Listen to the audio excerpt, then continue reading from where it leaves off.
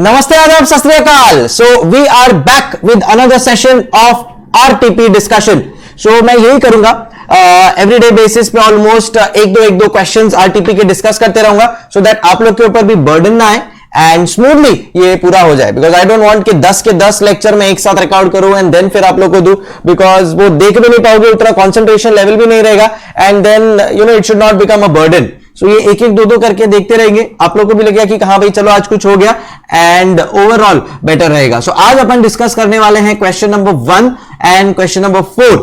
Question number 1 is basically analytical and theoretical in nature, and as question number 4 जो है वो बहुत ही अच्छा क्वेश्चन है। क्यों अच्छा क्वेश्चन है? बिकॉज ये जो क्वेश्चन नंबर 4 है ना, मैं आपको बता दूं ICAI का क्वेश्चन है ये। यस, इट इज ICAI में 2019 गुजरात सौराष्ट्र पेपर जो 15 डेज के बाद पोस्टपोन करना पड़ा था इंस्टीट्यूट को on account of some cyclone और स्टॉर्म।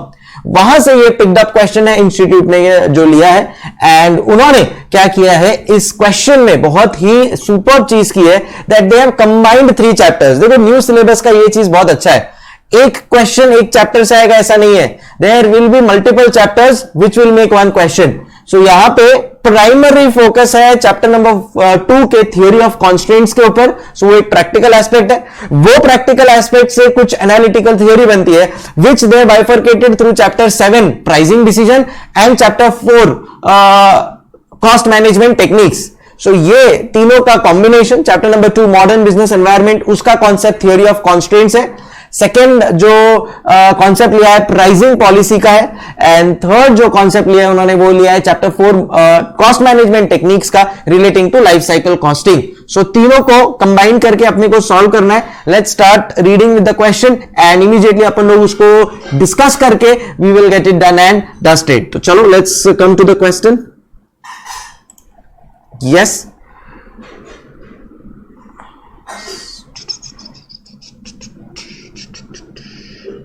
चलिए and here it is ZED। जैसा आप देख सकते हो अपने स्क्रीन पर, ZED produces 2 types of products Z and D। So 2 products यहां पे अपने बनते हैं, एक बनता है Z एंड दूसरा बनता है D at its manufacturing plant. Both the products are produced using the same material, machinery and skilled labour. So same material भी वही यूज होता है दोनों बनाने में, मशीनरी भी एक वही है, स्किल्ड लेबर भी वो है जो दोनों पे काम कर सकता है। Machine hours available for the year is 4000 hours. मैंने आपको हमेशा बोला है कि अगर उन्होंने किसी पर्टिकुलर रिसोर्स के लिमिटेशंस बता दिए हैं तो ऑटोमेटिकली आपका ध्यान उस चीज पे केंद्रित होना चाहिए। You should automatically start thinking that okay there will be something related to the limiting factor और there will be something related to the bottleneck activity. So यहां पे अपने को पता है कि भाई देखो अपने को 3 रिसोर्सेज चाहिए, अपने को 3 रिसोर्सेज चाहिए, अपने को मटीरियल्स भी चाहिए, अपने को मशीनरी भी चाहिए, अपने को स्किल लेबर भी चाहिए। बट मशीनरी और स्किल लेबर के बारे में भाई साहब ने कुछ नहीं कहा है, बट मशीन आवर्स के बारे में, सॉरी मटीरियल्स और लेबर के बारे में कुछ नहीं कहा है, बट मशीन आवर्स के बारे में एक रिस्ट्रिक्शन डाल दिया है that is 4000 hours. So can I से अब भले मेरे पास कितना भी अनवांटेड मटेरियल हो, कितना भी मेरे पास लेबर हो, बट मशीन आवर्स ही कम है, then in that case complete product बनाने के लिए तो मुझे तीनों चाहिए। So that machine hours becomes my bottleneck activity. देखो अभी तक तो मैंने सम को आगे रीड करना स्टार्ट भी नहीं किया है, बट जब आपके एग्जाम देने वाले पोजीशन पे आ जाते हैं ना तो ये सब चीजें आपको ऑन द स्पॉट क्लिक होनी चाहिए। सी कई बार स्टूडेंट्स बोलते हैं बाहर निकल के कि सर पेपर लेंदी था, कंप्लीट नहीं हो पाया। क्यों कंप्लीट नहीं हो पाता है? बिकॉज कहीं ना कहीं अपन सोचने में ज्यादा टाइम ले लेते हैं। अगर आपके कॉन्सेप्ट्स क्लियर होंगे ना तो ये इश्यूज आपको प्रॉब्लम नहीं देगा। आप कितना भी भले ही कोई भी ऐसा वीडियोस देख लो जहां पे आपको बताएंगे कि how to write fast paper, how to do that, but उसके लिए कोई बोलते ना एक थंब रूल उपाय ये है कि आपके कॉन्सेप्ट्स क्लियर रखो, प्रैक्टिस करो and that is how you will be able to achieve what you want to. So bottleneck activity. So continue करते हैं, ध्यान देना। अब मशीन आवर्स आपके दिमाग में बस जाना चाहिए जब तक ये सम कंप्लीट नहीं होता है, बिकॉज आपको पता है कि वो रिस्ट्रिक्टेड है।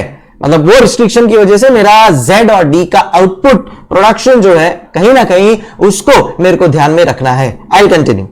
Selling price per unit for G and for D, material cost per unit दिया है, मशीन आवर्स पर यूनिट दिया है, मैक्सिमम एनुअल डिमांड दिया है इनका, एंड और साथ में बोला है online booking already accepted for. ये बहुत इंपॉर्टेंट लाइन है यहां पे, मतलब अपने पास जी का अपने पास 2000 का डिमांड है और उसमें से 400 अपन लोग ने ऑलरेडी एक्सेप्ट कर लिया है, इररिस्पेक्टिव ऑफ एनीथिंग में अभी 400, तो इट इज लाइक कमिटमेंट कि 4400 यूनिट्स का मैंने कमिटमेंट ले लिया है। डी का 1600 यूनिट्स का कैपेसिटी है बट मैंने 1200 यूनिट्स का कमिटमेंट ले लिया है। समझ गुरु? चलो, so preliminary, I hope we are clear. आगे बढ़ते हैं। Due to poor productivity levels, late order and declining profits over recent years, okay, the CEO has suggested the introduction of throughput accounting in the company. Now ये throughput accounting क्या होता है, क्या आपने को पता है? पता होना चाहिए। सो थ्रूपुट अकाउंटिंग का मतलब होता है कि कैसे लिमिटेड फैक्टर्स के साथ जो मेरा बॉटलनेक एक्टिविटी है उसको ध्यान में रखते हुए कैसे मैं अपने प्रोडक्शन को मैक्सिमाइज करूं, and how also I can try to ensure कि मैं मेरा जो बॉटलनेक एक्टिविटी है उसको रिड्यूस कैसे करूं, so that my production can be increased. The total of all factory cost is 1,42,60,000 excluding material। अब अपन लोग आ गए रिक्वायर्ड पार्ट के ऊपर। So I think pretty simple and straightforward question है ये। चलो आते हैं रिक्वायर्ड पार्ट के ऊपर। Using throughput accounting prepare statement to determine optimum product mix. तो आपको वो क्या बोल रहा है क्वेश्चन, ऑप्टिमम प्रोडक्ट मिक्स निकाल के दिखाओ and maximum profit for the next year. So एक तो आपको पूछ रहा है कि भाई कितना ऑप्टिमम प्रोडक्ट मिक्स होगा एंड कितना मैक्सिमम प्रॉफिट होगा।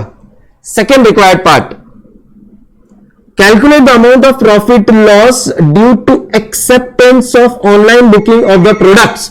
सी यहां पे reading again, calculate the amount of profit loss due to acceptance of online booking of the products। profit loss due to acceptance of online booking। देखो अगर आप लोग ने ध्यान दिया होगा ना क्वेश्चन रीड करते समय, इट इज वेरी इंपॉर्टेंट कि क्वेश्चन को आप 2 बार रीड करो। मैं तो अभी फर्स्ट रीडिंग ले रहा हूं, आपको और मैं टाइम दूंगा क्वेश्चन रीड करने के लिए, बट ध्यान से कनेक्ट करना कि अपने यहां पे ऑलरेडी एक्सेप्टेड फॉर है आपके ऑनलाइन बुकिंग। हो सकता है ये ऑनलाइन बुकिंग आपको इतना फायदा ना दे रहा हो जितना उससे एक्सपेक्टेशंस है अपने को, राइट? सो अब वो तो सम सॉल्व करेंगे तब अपने को समझेगा। सो ध्यान में रखना कि यहां पे इसका कनेक्शन है ऊपर online booking already accepted for के साथ। Recommend the options to be followed in order to avoid any loss of profit. List the various ways through which price customisation could be done. ये देखो price customisation, this is a concept जहां पे आपको chapter 7 के ऊपर जाना पड़ेगा, pricing policy. जी हां, फिर आपने given that products G and D are respectively in maturity stage and introduction stage of their life cycle, state the most appropriate pricing policy that could be followed by ZED for Z and D as per their life cycle। so यहां पे अपने को जाना पड़ेगा chapter 4 cost management techniques के ऊपर, because वहां पे कॉस्ट मैनेजमेंट टेक्निक्स में कॉन्सेप्ट है life cycle costing, and that is where we will have to connect. So जैसा मैंने आप लोगों को स्टार्टिंग ऑफ द लेक्चर में बोला था कि जो मेन थीम है that revolves around theory of constraints, but उसी के साथ साथ और 2 चैप्टर्स का भी प्रॉपर मिक्स है। सो ये 5 क्वेश्चंस का आपको आंसर देना है and let's start with the solution. ठीक है, सो आप लोग का काम क्या है, पहले सीधा ये वीडियो को आगे देखना चालू मत करो, प्लीज 2 मिनट टाइम लेके इसको विदाउट फेल एक बार वापस रीड कर लो। If you want I will give you that required time, please read the question and then अपन दोनों साथ में स्टार्ट करेंगे। Come on everyone, come on.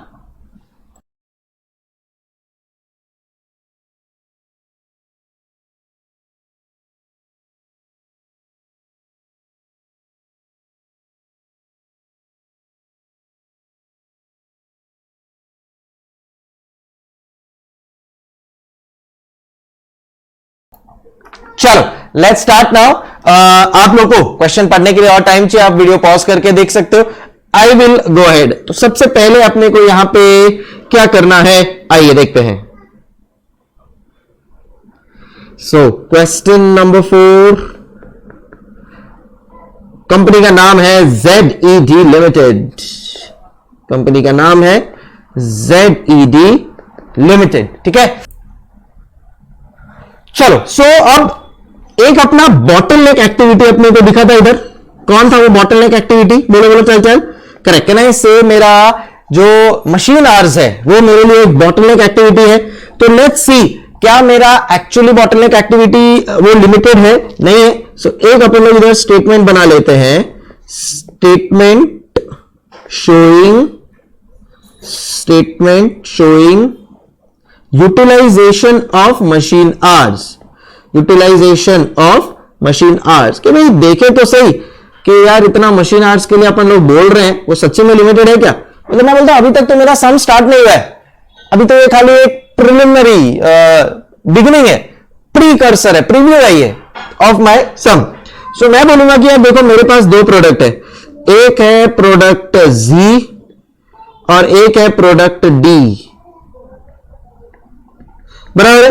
चलो अब डिमांड कितना है प्रोडक्ट Z का और प्रोडक्ट D का, तो चलो और यहां पे अपन लोग अलग से पूरा एक प्रॉपर फॉर्मेट के साथ बना लेते हैं। सो एक है प्रोडक्ट Z, दूसरा है product D।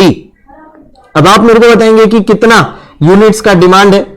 So demand in units याद रखना कितना है दोनों का, टेल मी, बोलो बोलो tell. So 2000 units and 1600 units का दोनों का डिमांड है, ठीक है। एक यूनिट बनाने के लिए into hours required per unit, आप मुझे बताइए एक यूनिट बनाने के लिए कितने आवर्स चाहिए अपने को, 1.6 आवर्स, 0.8 आवर्स, 1.6 आवर्स, 0.8 आवर्स। सो बोलो कितना आ जाता है total hours required, total hours required कितना आ जाता है मेरे पास, 3200 आवर्स एंड 1280 आवर्स, बराबर है, करेक्ट। सो मेरे को चाहिए कितना, so therefore total hours required combine Z plus D दोनों मिला के, अगर मेरे को दोनों का फुल यूटिलाइजेशन करना है, अगर मेरे को दोनों का फुल यूटिलाइजेशन करना है तो मेरे को कितना आवर्स चाहिए। So can I say it is 3200 plus 1280, can I से 4480 आवर्स चाहिए, बट मेरे पास आवर्स अवेलेबल कितना है, can I say it is only 4000 hours. So there is a shortage of machine hours, oh gosh, there is a shortage of machine hours, कितना shortage है, 480 hours का shortage है, and because there is a shortage upon machine hours को क्या बोलेंगे, we will call it a bottleneck activity। so इधर अपन लोग लिख सकते हैं, since machine hours is limited, it is a bottleneck activity, it is a bottleneck activity। bottleneck activity मतलब any activity which restricts the production। अब मेरे पास machine our कम है तो मेरे पास भले मटेरियल और स्किल लेवल ज्यादा है ना, तो भी मैं चाहूं तो भी मैं प्रोडक्शन को बढ़ा नहीं सकता, because one of the factors will restrict me always. So इसलिए इसको कहते हैं बॉटलनेक एक्टिविटी। चलो please everybody write this down, I hope इतना समझ में आ गया। देखो अब मैं बहुत ज्यादा लिखने के लिए टाइम नहीं दूंगा क्योंकि आप लोग के पास भी टाइम कम है, एंड मैं ऑलरेडी ये तुम लोग के साथ पीडीएफ तो शेयर कर ही रहा हूं, ये वाला जो भी मैं इधर लिख रहा हूं। सो आई डोंट थिंक सो आप लोग को फिर बाद में एज सच मैटर करने की जरूरत है, बॉदर करने की जरूरत है। अब अपन आएंगे रियल सोल्यूशन के ऊपर। अब अपन लगाएंगे एक स्टेटमेंट बनाएंगे जहां से अपने को पता चलेगा कि कौन सा प्रोडक्ट जी प्रोडक्ट डी में ज्यादा कंट्रीब्यूशन पर आवर दे रहा है, थ्रूपुट अकाउंटिंग किसका बेटर है, and then we will take our decision. तो प्लीज 2 मिनट दे रहा हूं, देख लो इसको, and then we will come to our main solution. Company का नाम है ZED लिमिटेड, ठीक है। चलो सो ये कंपनी 2 प्रोडक्ट्स बनाती है, एंड अपने को using the concept of throughput accounting prepare a statement to determine the optimum product mix। तो चलो आओ let's start with that.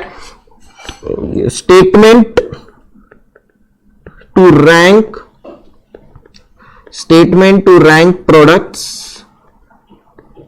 based on throughput accounting. देखो ये सब जो कैच वर्ड्स है, अगर एग्जाम में अपना आपको क्वेश्चन यूज कर रहा है ना, ध्यान रखना आपको भी एग्जाम में एज इट इज ये सब चीजें यूज करनी है, so that the examiner knows that यार अब बंदा प्लानिंग के साथ आया है and he knows what he is writing. So यहां पे मेरे पास दो प्रोडक्ट्स है Z and D, correct. So इधर मैं लिख दूंगा particulars and we will write your product Z and product D, correct है, ठीक है। चलो सबसे पहले सेलिंग प्राइस दिया है, मटेरियल कॉस्ट पर यूनिट दिया है जिससे अपने को कंट्रीब्यूशन मिल जाएगा। So selling price less material cost ले लेते हैं, इसको वेरिएबल कॉस्ट भी लिख सकते हैं, एंड जो मिलेगा उसको आप थ्रूपुट कंट्रीब्यूशन भी कह सकते हो, या कंट्रीब्यूशन वर्ड यूज किया तो भी कोई प्रॉब्लम नहीं है। So you can write your the word contribution per unit, you can write your word contribution per unit। कितना है selling price? 16,000, 4,000, 16,000 and 4,000, and material cost 7,000, 1,200, so 7,000 and 1,200, and अब अपने पास बचता है contribution 9,000 per unit, and अपन लोग यहां पे लिख देंगे 2,800 पर यूनिट। चलो अभी क्लियर। बट याद रखना कि यहां पे there is a limiting factor, there is a bottleneck activity. कौन सा है वो bottleneck activity? It is the machine hours. So जब भी ये बॉटलनेक एक्टिविटी हो, we will have to base our decision based on that bottleneck activity, कि भाई वो बॉटलनेक एक्टिविटी को ध्यान में रखते हुए, वो लिमिटेड रिसोर्स को ध्यान में रखते हुए कौन सा प्रोडक्ट मुझे मैक्सिमम कॉन्ट्रीब्यूशन देने वाला है। In this case the bottleneck activity is machine hours, so contribution per unit divide by, मैं यहां पे लिख सकता हूं limiting factor per unit। जी हां, I can use that word limiting factor per unit, और ब्रैकेट में लिख देते हैं अपन machine hours। याद रखना ये ब्रैकेट में लिखना बहुत जरूरी है। Again the examiner should know each and everything। जो आप सोच रहे हो वो पेपर में प्रेजेंट करो, समझे? जो आप सोच रहे हो वो पेपर में प्रेजेंट करो। There is something called as show off, जो आपकी लाइफ में, मेरी लाइफ में आजकल बहुत बढ़ गया है सोशल मीडिया की वजह से। तो अपनी जिंदगी में बहुत ज्यादा शो ऑफ बढ़ चुका है, कोई वो नहीं है जो है उसमें क्या डिनाई करे। अब जिंदगी में बाकी सब चीजों पे शो ऑफ कर रहे हैं ना, तो एग्जाम में शो ऑफ करना मत भूलना। एग्जामिनर को शो ऑफ करो भाई, जितना कर सकते हो, ये आपकी जिंदगी बना देंगे। चलो आगे बढ़ता हूं। सो लिमिटिंग फैक्टर्स पर यूनिट कितना है? machine hours per unit 1.6 hours and 0.8 hours, so 1.6 hours per unit, 0.8 hours per unit। तो tell, तो अब मेरे को ये कंट्रीब्यूशन पर आवर मिल जाएगा, अब मेरे को ये कंट्रीब्यूशन पर आवर मिल जाएगा। इसको थ्रूपुट रिटर्न पर आवर भी बोल सकते हो आप, इसको थ्रूपुट रिटर्न पर आवर भी बोल सकते हो। Just a moment, yes, all right, this can also be called as throughput return per hour।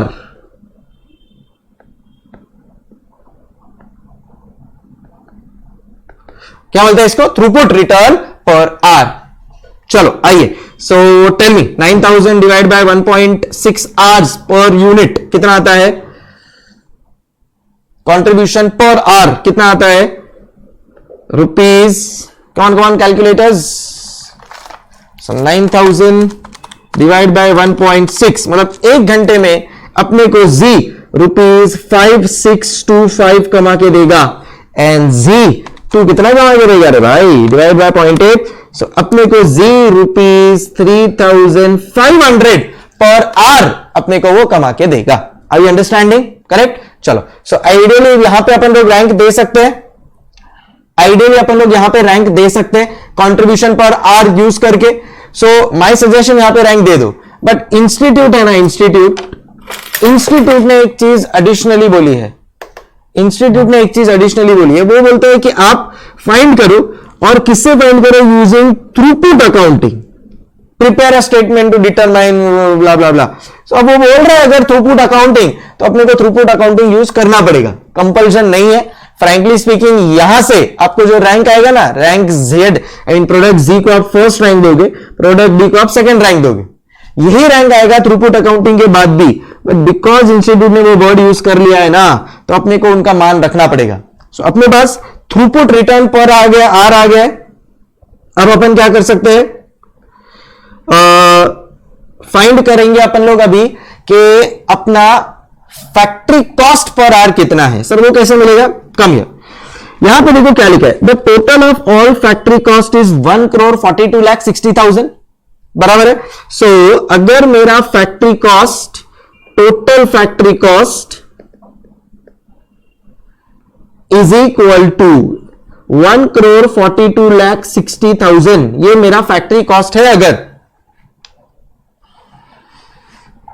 Some power fluctuations, या अगर मेरा टोटल कॉस्ट है, टोटल फैक्ट्री कॉस्ट है 1,42,60,000 एंड मेरे को यहां पे देखना है कि भाई मेरे टोटल आवर्स कितने हैं। सो टोटल मशीन आवर्स कितना है भाई, टोटल मशीन आवर्स कितना है मेरा, इट इज कैन आई से 4,000 आवर्स। अगर ऐसा सिनेरियो है तो therefore factory cost per our मेरा कितना आ जाएगा, calculators in your hand. So 1,42,60,000 divide by 4,000 hours में अगर करता हूं, सो कैन आई से ₹3,565 per hour is my factory cost.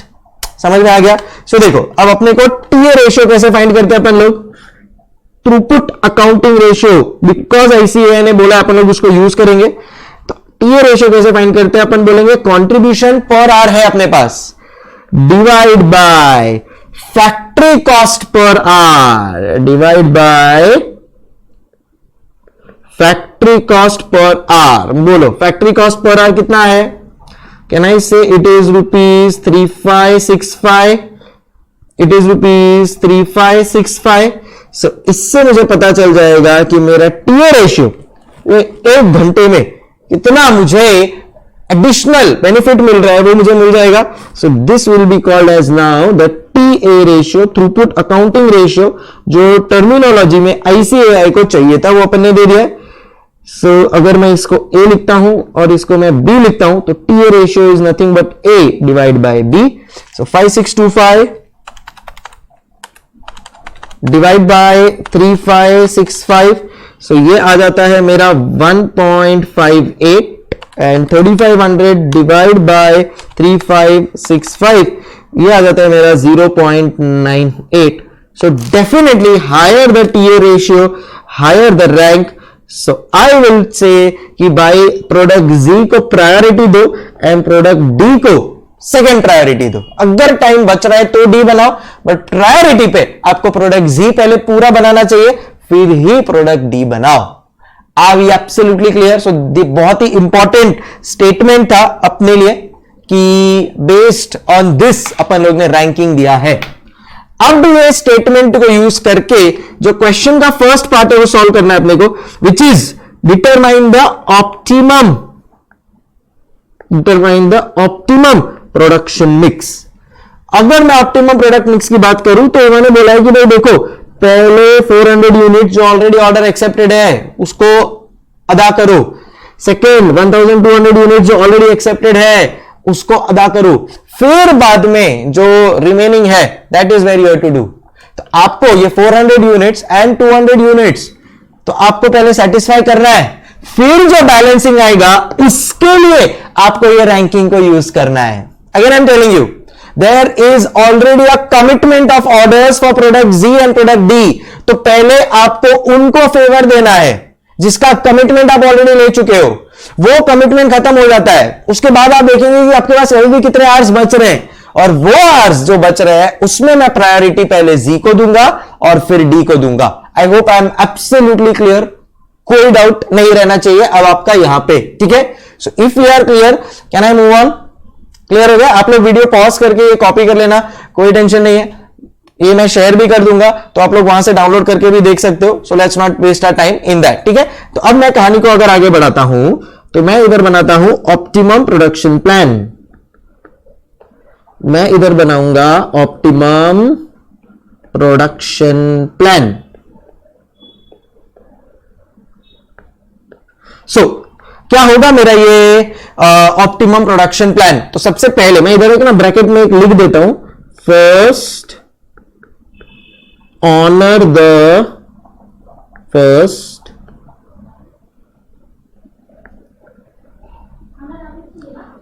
The commitments, first honor the commitments already made, then prioritize based on TA ratio ranking. I hope एकदम clear है अपन यहां तक. चलो आओ. सो प्रायोरिटी अपन लोग किसको दे रहे हैं? जी को दे रहे हैं, करेक्ट. सो अपन लोग बोल रहे हैं कि भाई देख, प्रोडक्ट जी तेरे को बनाने के लिए कितना आवर्स जा रहे हैं, उसके भी पहले कितना कमिटमेंट है जी का, 400 यूनिट्स का. सो यूनिट्स जी का कितना है कंफर्म? 400 यूनिट्स. मैं अभी भी इधर बोलता हूं ये ऑनलाइन बुकिंग है मेरा, ये ऑनलाइन बुकिंग है. 400 यूनिट्स बनाने हैं. अच्छा, एक यूनिट बनाने को कितना आवर्स लगता है? 1 पॉइंट समथिंग कुछ लगता था, 1.6 आवर्स लगता है. ओहो, तो Z कितना आवर्स खा गया? सो कितना मशीन आवर्स टोटल खा गया जी? सो 400 इंटू 1.6, 640 आवर्स. तो Z खा गया मेरा 640 आवर्स, करेक्ट. ठीक है. अब प्रोडक्ट Z के बाद कौन आता है? Product D. इसका भी यार ऑनलाइन मैंने 1200 यूनिट्स का कमिटमेंट लिया हुआ है. ये एक यूनिट के लिए 0.8 आवर्स खा रहा है. सो ये मेरा 960 आवर्स खा जाएगा, बराबर है. अब बैलेंसिंग कितना बचा, फाइंड आउट करो. सो अब मैं बोलता हूं कि भाई देखो, अब इधर है ना, मैं पीछे एक वर्किंग नोट बना लेता हूं, लिखता हूं कि balancing hours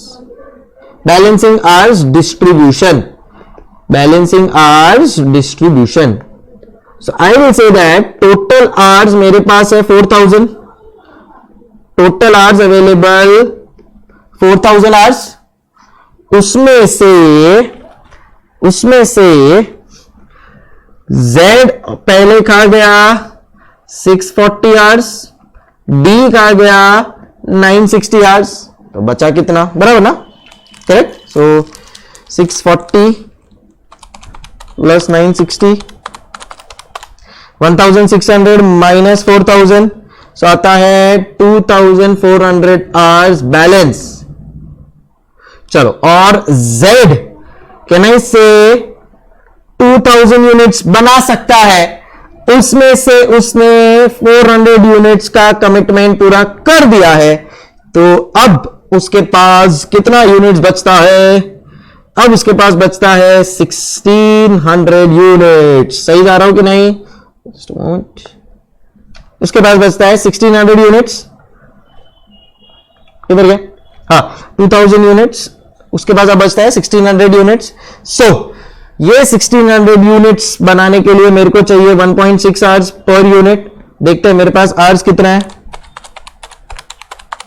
so 2560. So in short ये पूरा का पूरा जो Z है वो भी नहीं बन पाएगा. So balancing will be fully allocated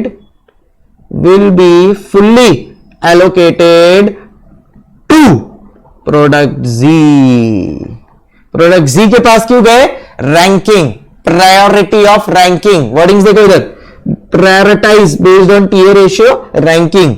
तो रैंकिंग में मेरे पास जो प्रोडक्ट Z है उसको मैं प्रायोरिटी दूंगा. प्रोडक्ट Z जो बचा हुआ है ना बैलेंस, वही बनाने को उसको 2560 आवर्स चाहिए, जबकि मेरे पास है खाली 2400 आवर्स. तो जो बचा है वो पूरा का पूरा बाय डिफॉल्ट मैं Z को दे दूंगा. सो यहां पे I will write down Z.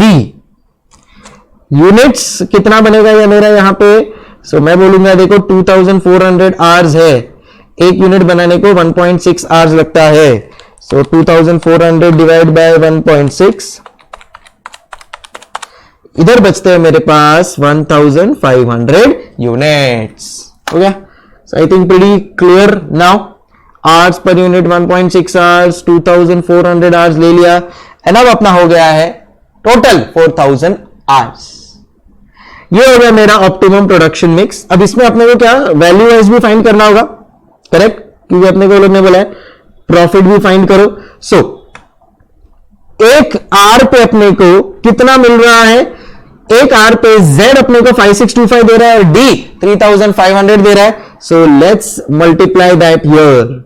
सो अपन बोलेंगे कि total contribution Z 640 hours into 5625 per our का अपने को कंट्रीब्यूशन दे रहा है, तो 640 इंटू 5625 आता है 36 लाख। चलो 960 आवर्स इंटू 5, सॉरी कितना था इसका, 3500। सो ये आता है 33,60,000। एंड लास्टली 2400 आवर्स इंटू 5625, सो 1,35 लाख। क्या बात है। सो टोटल कंट्रीब्यूशन कितना आ गया, बोलो बोलो त्याल त्याल। Total contribution is 1,35 lakh plus 36 lakh plus 33,60,000, 2,04,60,000। 2,04,60,000 reduce the factory fixed cost 1 crore कितना है, 1,42,60,000, 1,42,60,000। एंड जो बैलेंस बचता है that ladies and gentleman will be called as profit. इसको क्या कहते हैं, प्रॉफिट। कितना आया है, ₹62 lakhs। समझ गए, झकास। प्लीज कॉपी, शाबाश, come on everybody, start. Correct. So first part done and dusted. So कितना ऑप्टिमम प्रोडक्ट मिक्स है, तो Z अपन बनाएंगे 400 यूनिट्स, ऑनलाइन वाला कमिटेड। D बनाएंगे 1200 यूनिट्स, Z 1500 यूनिट्स, तो टोटल Z बन जाएगा 1900 and D 1200 units, giving us a total profit of 62 lakhs। So I hope आप लोगों का क्लियर हो गया होगा पूरी तरह से, ठीक है। एनी डाउट्स, अगर फिर भी आप लोगों को कुछ डाउट्स आता है, you can always WhatsApp me और you can always drop a comment and I will surely clear your doubts. चलो, इसी के साथ ये फर्स्ट पार्ट जो सबसे मेजर था वो अपना कंप्लीट हो गया है, राइट। चलो अब चलते हैं सेकंड पार्ट के ऊपर। एज आई सेड, लिखने का टाइम आप लोग को खुद से निकालना पड़ेगा, वीडियो पॉज करके, बिकॉज उस पर अपन टाइम वेस्ट ना करें। ये शेयर कर दूंगा आप लोग के साथ।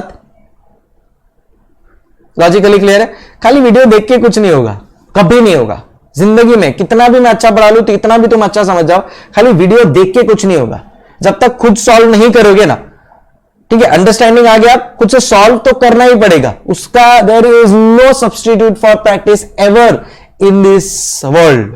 तो कितना भी तुम मोटिवेशनल वीडियो देख लो, कितना भी तुम कुछ भी देख लो, बट खुद प्रैक्टिस नहीं करोगे ना, तब तक कुछ होना नहीं है तुम्हारा। यहां ध्यान में रखना ये चीज। चलो आगे बढ़ते हैं। हाँ, so God helps them who help themselves. खुद से मेहनत करना पड़ेगा तभी काम हो पाएगा। आगे बढ़ेंगे public. Next in line is the second part. Calculate the amount of profit lost, calculate the amount of profit lost due to acceptance of online booking of the products. कुछ समझेगा तुम लोग? मैं समझाऊं, मैं आपको समझाऊं क्या? देखो क्या हुआ पता है क्या, ये क्वेश्चन में अपने पास ऑलरेडी ऑनलाइन बुकिंग का प्री ऑर्डर था। बिकॉज वो ऑनलाइन बुकिंग का प्री ऑर्डर था ना, तो इसके लिए मेरे को डी भी बनाना पड़ा, और Z मेरा 1 यूनिट नहीं बन पाया, 100 यूनिट्स तक मेरा नहीं बन पाया। अब वही Z में अगर 100 यूनिट्स बनाता ना, तो मुझे बेटर कंट्रीब्यूशन मिल सकता था। समझ रहे तुम लोग? बट उतना टाइम मैंने डी बनाने में डाल दिया, सो उतना मेरे लिए लॉस ऑफ कंट्रीब्यूशन है। अगेन आई टेलिंग यू, मेरे लिए बेस्ट मिक्स क्या होता पता है, कि मैं पहले पूरा का पूरा डी बना दूं, क्योंकि D is giving me maximum contribution per hour.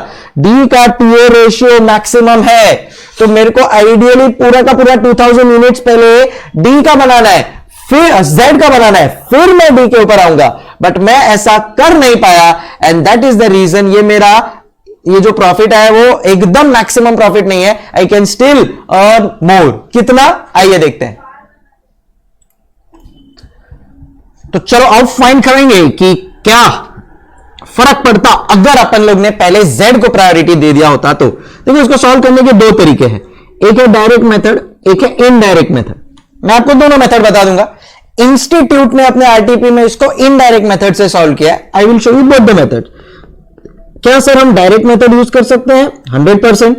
Sir अगर आईसीएआई ने इनडायरेक्ट मेथड से किया अपने आरटीपी में सॉल्व, और समझो हम लोग डायरेक्ट मेथड से सॉल्व करके आए, तो चलेगा क्या? चलेगा नहीं, दौड़ेगा।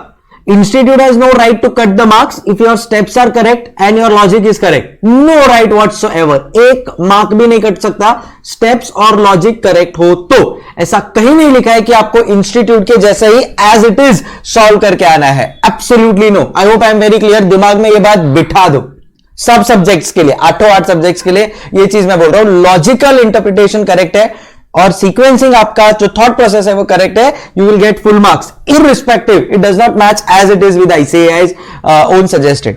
चलो, सो डायरेक्ट मेथड क्या बोलता है कि अगर मैंने सही तरीका अपनाया होता तो मैं क्या करता, पहले Z को पूरे के पूरे 2000 यूनिट्स दे देता, बराबर है, इंटू 1.6 आवर्स, सो 3200 आवर्स में Z को देता। इसके पास से मेरे को 5625 का कंट्रीब्यूशन मिलता, तो मुझे टोटल कंट्रीब्यूशन कितना मिल जाता? 3200 इंटू 5625, सो 1 करोड़ 80 लाख का मेरे को कंट्रीब्यूशन मिल जाता, करेक्ट। फिर आता है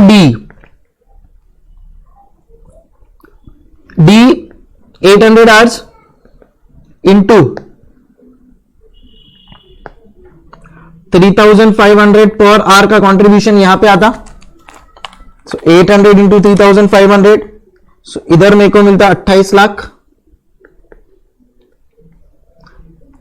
प्लस 1 करोड़ 80 लाख, सो 2 करोड़ 80 लाख हो गया। आई होप मेरा कोई कैलकुलेशन मिस्टेक ना हो, वो आप लोग प्लीज मुझे ठीक कर देना।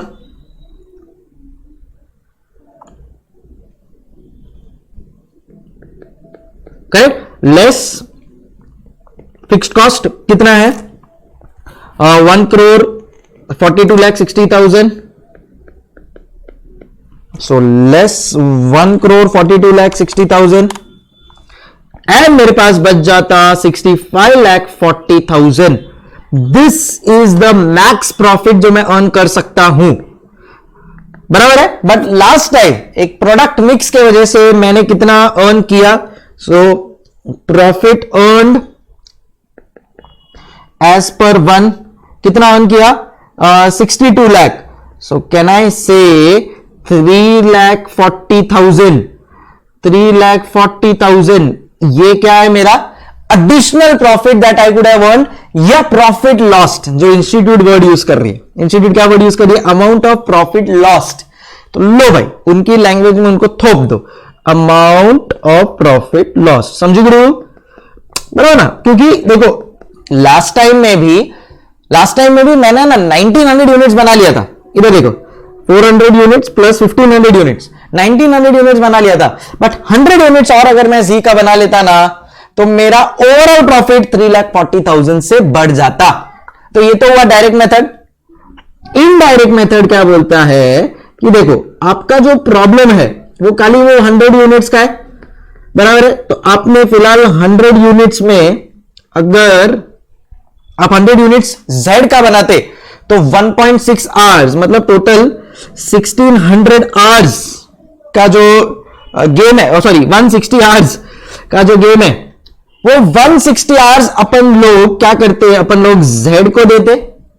अगर वो 160 आवर्स अपन Z को देते तो 5625 पर आवर अपन कमाते, तो कितना मिलता? 160 इंटू 5625, कैन आई से 9 लाख मिलता। और इसी के सामने अगर डी को अपन लोग ने ये 160 आवर्स दिया तो डी ने 3500 पर आवर कमाया, which is how much, which is 5,60,000. Oh, so if Z was given those 160 hours, so the profit would have increased by, the profit would have increased by, can I say 9 lakh minus 5,60,000, which is equal to how much, rupees 3,40,000. So direct method करो या indirect, answer same ही आना है। जैसे भी आप comfortable हो, ये आपकी इच्छा के ऊपर छोड़ा गया है कि आप जैसे कंफर्टेबल हो वैसे आप इसको कर सकते हो, कोई टेंशन नहीं है। प्लीज कॉपी, प्लीज कॉपी, ठीक है। चलो, so second part done. Third, recommend the options to be followed to avoid any loss of profit.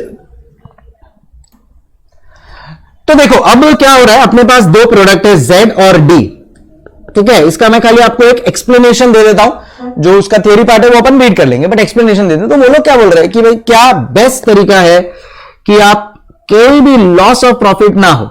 तो इसके लिए सबसे बेस्ट तरीका है कि आप टीए रेशियो के हिसाब से, बेस्ड ऑन टीए रेशियो, क्योंकि टीए रेशियो आपको प्रॉपर बताता है कि किसका रैंकिंग क्या है। Based on TA ratio ranking products should be manufactured, क्या बोला, based on TA ratio ranking products should be manufactured, products should be manufactured. So आपको सबसे पहले वो प्रायोरिटी रखना चाहिए। सेकेंड, डी का जो अनसेटिस्फाइड डिमांड है, डी का जो अनसेटिस्फाइड डिमांड है, कैन आई से वो अनसेटिस्फाइड डिमांड को अपन लोग सब कॉन्ट्रैक्ट कर सकते हैं। ऑब्वियसली उसका अपन पहले कॉस्ट बेनिफिट एनालिसिस करेंगे, बट वी कैन ऑल्सो सब कॉन्ट्रैक्ट, ताकि अपने से कोई भी बिजनेस छूटे ना। सो सब कॉन्ट्रैक्ट बेस्ड ऑन, सब contract based on cost benefit analysis. So cost subcontract based on cost benefit analysis. दूसरा, for product D, specifically for product D अपन लोग एक काम कर सकते हैं कि उसका improve its TA ratio, improve TA ratio. So TA ratio कैसे इंप्रूव होगा, पहले इंप्रूव द कॉन्ट्रीब्यूशन, पहले इंप्रूव द कॉन्ट्रीब्यूशन। अच्छा, अब कॉन्ट्रीब्यूशन इंप्रूव करना है तो आप क्या करोगे, correct, increase the selling price, reduce the material cost per unit, selling price per unit बढ़ा दो तो पीवी रेशियो बढ़ जाएगा, जिससे आपका ओवरऑल कॉन्ट्रीब्यूशन बढ़ेगा, ओवरऑल टीए रेशियो बढ़ेगा, बराबर है। Remove the bottleneck activities, remove the bottleneck, बराबर ना। अगर ये बॉटलनेक भी निकल जाएगा मशीन आवर्स का तो भी अपना काम हो जाएगा, है क्या नहीं। सो बेसिकली ये तीन चार चीजें आपको प्रेजेंट करनी है आईसीएआई को, टेलिंग देम दैट सी अगर अपन ये सब चीजें करते हैं तो जो लॉस ऑफ प्रॉफिट हो रहा है वो कभी नहीं होगा। सबसे पहले टीए रेशियो के हिसाब से जेड का हाईएस्ट रैंकिंग है, जेड के ऊपर प्रायोरिटी प्रोडक्ट्स बनाओ, फिर जो बचता है डी को दो। डी में भी पूरा अगर नहीं बना पा रहे हो तो बाकी का पार्ट सब कॉन्ट्रैक्ट कर दो based on a proper cost benefit analysis. D को भी इंप्रूव करो by increasing selling price, reducing material cost, bottleneck को रिमूव कर दो, all of that. Sir are we clear everybody? So based on this Z and D should be improved ताकि आपका losses 1% ना हो। तो ये था आपका पॉइंट नंबर 3, ठीक है, क्लियर। चलो नेक्स्ट पे चलते हैं, फोर्थ पॉइंट पे। फोर्थ पॉइंट बोलता है list the various ways through which price customisation is possible. अब ये ले जाता है अपने को प्राइसिंग पॉलिसी के ऊपर। सो प्राइसिंग पॉलिसी क्या बोलता है कि अगर आपको प्राइस कस्टमाइज करना है, अगर आपको प्राइस कस्टमाइजेशन करना है तो वो पॉसिबल है, प्राइस कस्टमाइजेशन करना है तो वो पॉसिबल है। कैसे करोगे आप? देखो, first based on product line, based on product line, इसका मतलब क्या होता है कि देखो आप एक अपना बेस प्रोडक्ट बना लो, बराबर। अभी जैसे फॉर एग्जांपल आजकल फोन्स आते हैं, तो आज की तारीख में फोन क्या होता है, बेस प्रोडक्ट की भाई 32 GB मिलेगा आपको, ये हमारा बेस प्रोडक्ट है, 32 GB का आपको पड़ेगा 10,000 रुपया। जस्ट एक एग्जांपल दे रहा हूं। अब ये बेस प्रोडक्ट हो गया, अब इसको इधर 64 GB कर दो, तो इधर क्या होगा, चलो 2 GB RAM, 2 GB RAM plus 32 GB 10,000, 2 GB RAM plus 64 GB 12,000, 4 GB RAM plus 64 GB का स्टोरेज की बात कर रहा हूं मैं यहां पे, तो 14,000। समझ गए तुम लोग? सो प्राइस कस्टमाइज होते जा रहा है बेस्ड ऑन दिस। अरे आजकल आप लोग ने वीडियो लेक्चर्स भी खरीदते हो, आजकल तो आप, हम लोग प्रोफेसर भी है, प्रोडक्ट लाइन में वेरिएशन करते हैं। 6 months 1.5 view 10,000, 9 months 2 views 15,000, 12 months 3 views 21,000। समझा कि नहीं? सो हम लोग भी क्या कर रहे हैं, प्राइस कस्टमाइजेशन कर रहे हैं बेस्ड ऑन प्रोडक्ट लाइन। ये सेम चीज होती है मोबाइल मार्केट में, बेस्ड ऑन प्रोडक्ट लाइन। समझ गए? चलो सेकंड के ऊपर आते हैं। एक बार प्रोडक्ट लाइन हो गया अपने को clear.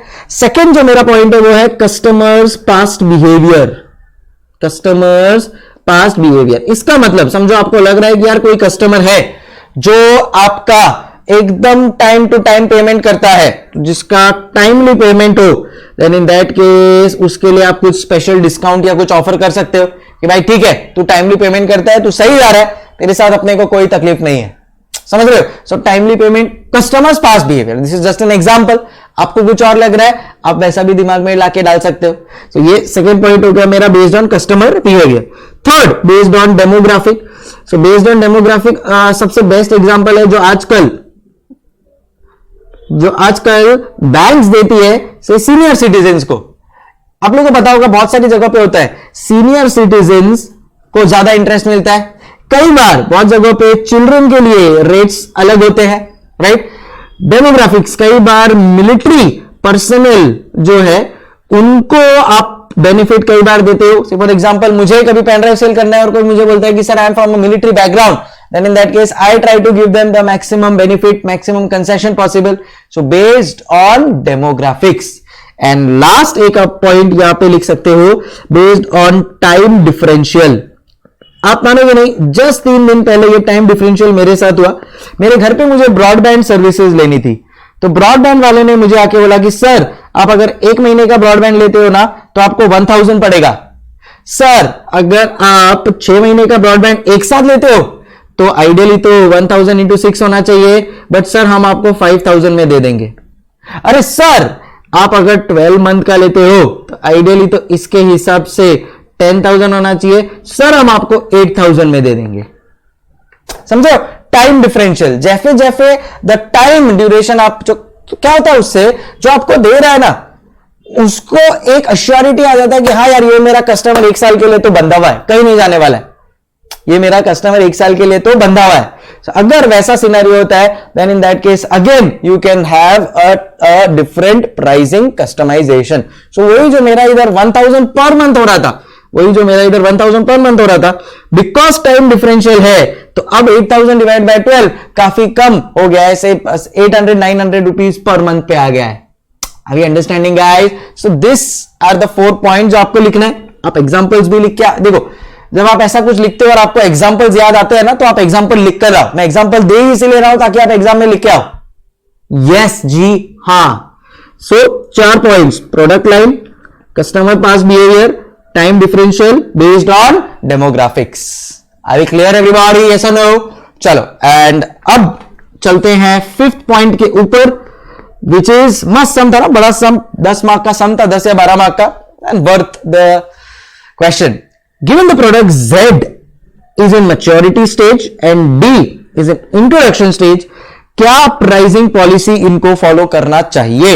Very good question. So Z maturity stage पे है और D अपने इंट्रोडक्शन स्टेज पे है।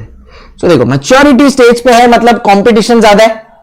मैच्योरिटी स्टेज पे जब तक पहुंचता है आदमी तब तक वो प्रोडक्ट के ऊपर कंपटीशन आ जाता है ज्यादा। सो आपको क्या करना है, आपको बहुत ज्यादा प्राइस ज्यादा बढ़ाना भी नहीं है, कम भी नहीं करना है। You have to stay with the market price.